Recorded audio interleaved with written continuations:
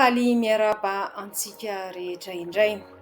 Ny loha hevitra izay ho velabelarintsika dia izay efa hita tany amin'ny doka momba ny fifantohana. Ahoana no hanatsarana azy sy hanampiana ny ankizy sy ny tanora mora mifantoka? Ahoana no hanampiana ireo ray aman-dreny mba hifantoka kokoa ny ankizy sy ny tanora? Toy izao ary ny famintinana ny famelabelaran'ny androany.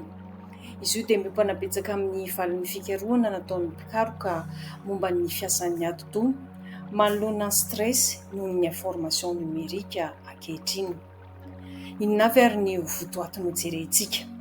Ho jerentsika voalohany ny ati-dohantsika sy ny fiasany, ny fifantohana, ahoana no hizarana mifantoka, ny vokatra tsara azo, inona ny soetin'ny fifantohana, ny serasera, ahoana no hanana fotoana hakan'ny ati-doha aina.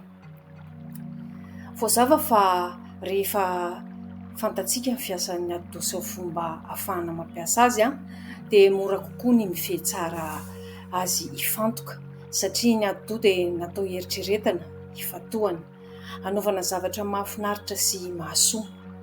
Raha misy ankizy kely na roa taona monja aza mpamakiana boky ka variana, na mijery zavatra hafa ka hajanony ny famakian-teny, tonga dia azony hoe tiana hifantoka izy, dia ohatr'izay hatrany no hanazarana ny ankizy hifantoka tsikelikely. Ahoana izany atao hoe manazatra ankizy raha mifantoka? Manana karazana lalao maro hafa isika azo hanazarana ny ankizy hifantoka, toy ny mandeha amin'ny hazo tsy hianjera ohatra, mandeha amin'ny sisin'ny trottoir. Rehefa mifantoka ho stable ny vatana, stable ny saina, zatra mifantoka na milalao aza. Inona ary ny vokatra tsara? Rehefa zarina mifantoka dia mbola kely ny ankizy dia entiny mandra-pahalehibe izany. Rehefa mianatra izy ka manao devoir ohatra, dia efa zatra mifantoka ny vatany sy ny sainy, ka mahafehy tena hoe hifantoka aho na eo ary ny hery sintona tsy hifantoka.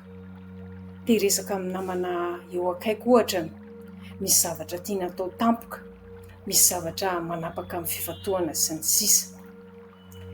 Ankoatr'izay dia ny fahazarana hafa dia tsara ihany koa ho antsika olon-dehibe aza ny tsy manendrika bitro rehefa manao zavatra.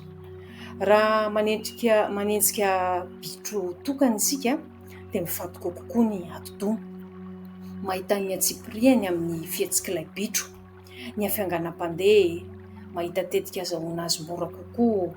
Raha bitro no enjehana dia mikoropatropaka isika, mety anjera satria mety tsy hafehy ny fihetsika sy ny tongotra ary ny tanana miaraka amin'ilay manenjika bitro ny ati-doha. Inona ary no fehiny? Mila fantarintsika mazava tsara ny zavatra tiana atao. Zarina ho kelikely ilay asa, manao zavatra iray isaky ny mandeha. Rehefa vitan'ny ati-doha tsara ny asa iray dia vonona izy hiditra amin'ny asa manaraka. Omena fotoana ny ati-doha hakany aina.